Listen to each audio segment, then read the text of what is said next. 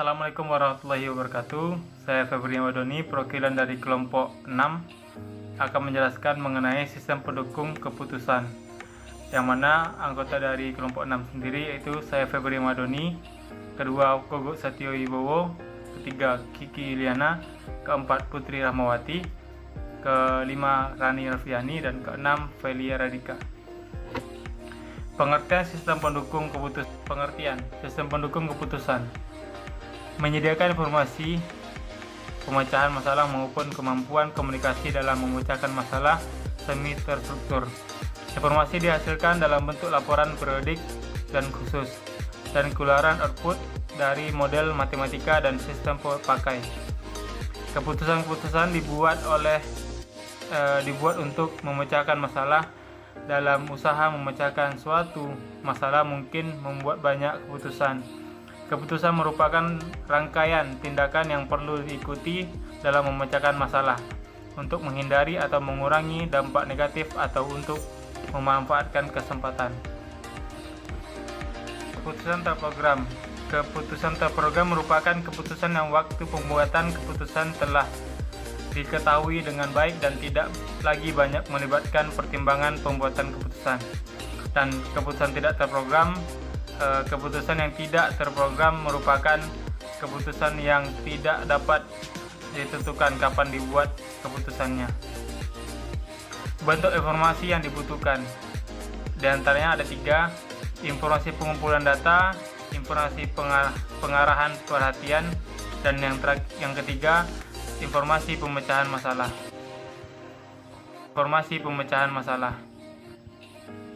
Proses pembuatan keputusan diantaranya ada 8. Yang pertama, keputusan pada dasarnya ditujukan untuk melakukan pemecahan masalah. Dari itu, setiap alternatif solusi harus dapat memecahkan masalah yang dituju. Yang kedua, setiap keputusan hendaknya merupakan alternatif yang terbaik dengan tingkat risiko yang rendah. Yang ketiga, keputusan harus mempertimbangkan lingkup dan risiko secara sistematik. Yang keempat, keputusan yang efektif adalah keputusan yang dapat dilaksanakan dengan baik. Yang kelima, keputusan harus dapat memecahkan masalah yang generik, bukan masalah operasional teknis. Dan yang keenam, pembuatan keputusan terdiri dari tahap perumusan keputusan dan pelaksanaan keputusan. Yang ketujuh, pembuatan keputusan harus dapat menghasilkan suatu hasil yang dapat terukur. Dan yang ke-8, keputusan tidak harus selalu dimulai dari data, tetapi dapat menggunakan pertimbangan. Lanjutkan materi selanjutnya, yaitu metode dalam pembuatan keputusan. Metode yang dapat digunakan untuk pembuatan keputusan yang tepat dan benar adalah: yang pertama, model. Model menunjukkan gambaran suatu masalah secara kuantitatif atau kualitatif. Secara umum, terdapat 2 pendekatan yang dapat digunakan dalam pengambilan keputusan, yaitu pendekatan kualitatif dan pendekatan kuantitatif. Pendekatan kualitatif dalam pembuatan keputusan mengandalkan penilaian subjektif terhadap suatu masalah, sedangkan pendekatan kuantitatif mengandalkan penilaian objektif dengan membuat model matematika. Yang kedua, kriteria yang dirumuskan. Kriteria yang dirumuskan menunjukkan tujuan dari keputusan yang diambil. Bila terdapat beberapa kriteria yang saling bertentangan, maka pengambilan keputusannya harus melalui kompromi seperti menambah jasa langganan atau mengurangi persediaan. Yang ketiga, keterbatasan. Faktor tambahan yang perlu diperhatikan dalam memecahkan masalah pengambilan keputusan, misalnya dana yang terbatas, dana kurang tersedia. Yang keempat, optimalisasi. Bila masalah keputusan telah dijelaskan, maka manajer menentukan kriteria apa yang diperlukan dan apa yang diperbolehkan atau sebagai pembatas. Selanjutnya yaitu tahapan pembuatan keputusan. Ada 4 tahapan yang harus dilalui manajer saat memecahkan suatu masalah, yaitu kegiatan intelijen, yaitu mengamati lingkungan, mencari kondisi-kondisi yang perlu diperbaiki. Yang kedua, kegiatan merancang, menemukan pengembangan dan mengalihkan berbagai alternatif tindakan yang mungkin. Yang ketiga, kegiatan memilih. Memilih suatu rangkaian tindakan tertentu dari beberapa yang tersedia. Yang keempat, kegiatan pelaksanaan. Melaksanakan pilihan yang dipilih.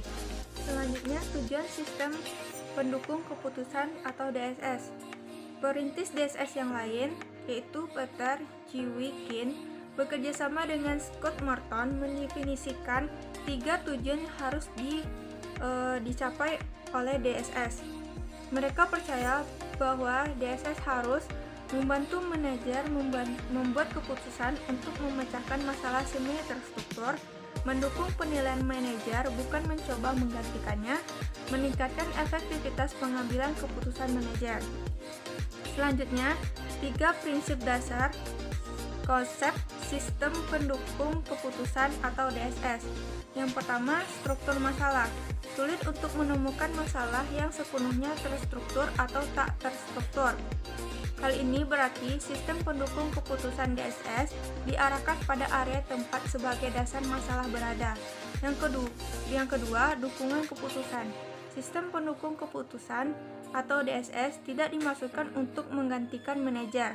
Komputer dapat diterapkan pada bagian masalah yang terstruktur, tetapi manajer bertanggung jawab atas bagian yang tidak terstruktur. Yang ketiga, efektivitas keputusan. Waktu manajer berharga dan tidak boleh terbuang.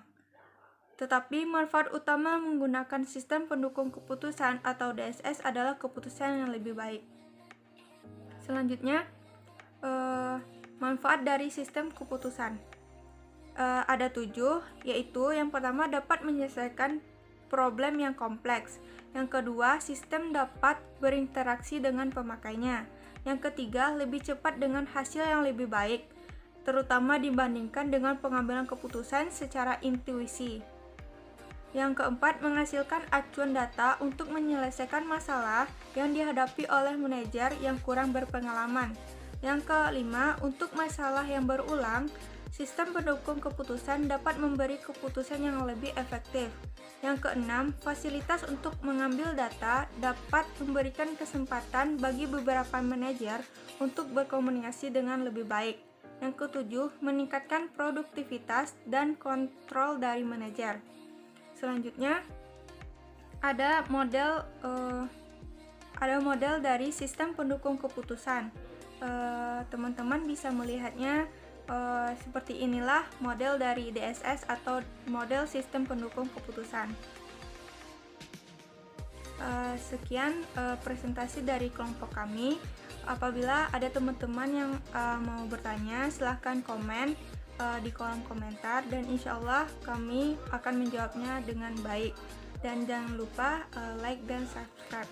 Terima kasih. Assalamualaikum warahmatullahi wabarakatuh.